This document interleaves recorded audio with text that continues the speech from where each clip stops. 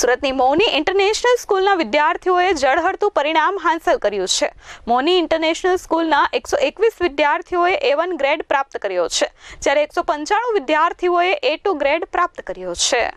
ધોરણ 10નું પરિણામ આજે જાહેર થયું છે, ત્યારે વિદ્યાર્થીઓમાં કહી ખુશી કહી ગમ જેવો માહોલ જોવા મળી રહ્યો છે। ત્યારે સુરતની મૌની ઇન્ટરનેશનલ સ્કૂલના વિદ્યાર્થીઓએ ઝળહળતું પરિણામ હાંસલ કર્યું છે।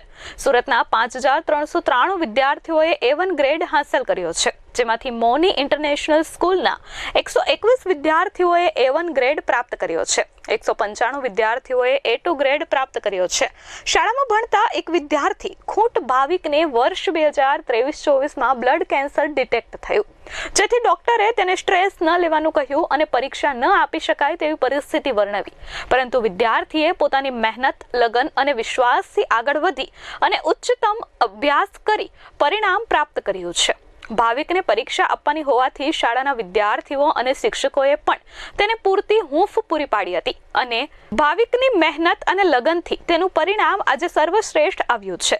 ભાવિકે વિજ્ઞાન વિષયમાં 100માંથી 100 ગુણ મેળવ્યા છે, જ્યારે A1 ગ્રેડમાં સ્થાન મેળવ્યું છે। શાળાના વિદ્યાર્થીઓની મહેનત અને શાળાના શિક્ષકોના વિદ્યાર્થીઓને શીખવવાની લગનથી વિદ્યાર્થીઓએ ઉચ્ચતમ પરિણામ હાંસલ કર્યું છે।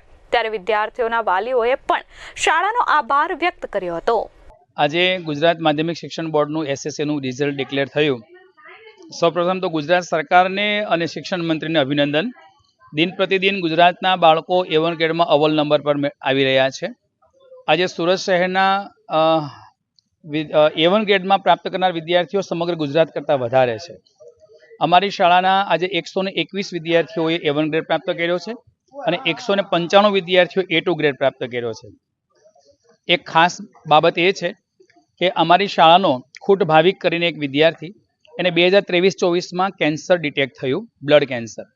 એ વિદ્યાર્થી પરીક્ષા આપી શકે તેમ હતો નહીં, એટલે ડૉક્ટરે પણ એવું કીધું કે બેટા તારાથી પરીક્ષા નહીં આપી શકાય, પણ એ વિદ્યાર્થીનો હોંસલો એટલો બધો મજબૂત હતો અને શાળાના શિક્ષકોએ એટલું એમને હૂંફ પૂરી પાડી કે 2024-25માં આ જ વિદ્યાર્થી ફરી બોર્ડની પરીક્ષા આપવા માટે બેઠો અને એટલું જ નહીં, એના હોંસલો બુલંદ હતો એટલે વિજ્ઞાનમાં 100માંથી 100 માર્ક પ્રાપ્ત કર્યા અને આ જ વિદ્યાર્થી પાછો SSCની અંદર 100માંથી 100ની સાથે A1 ગ્રેડ પ્રાપ્ત કરે છે।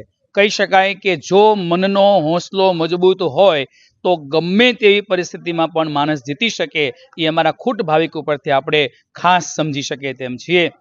હું આના માટે શાળાના તમામ શિક્ષકોને, અમારા આચાર્યને બધાને ખૂબ ખૂબ અભિનંદન આપું છું। Thank you very much.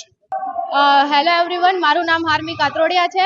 હું મૌની ઇન્ટરનેશનલ સ્કૂલમાં ભણું છું, 10th ગ્રેડમાં છું અને મારે 600માંથી 571 માર્ક્સ ઓબ્ટેન થયા છે અને મારે PR 99.35 છે અને મારે પર્સન્ટેજ 95.16 છે।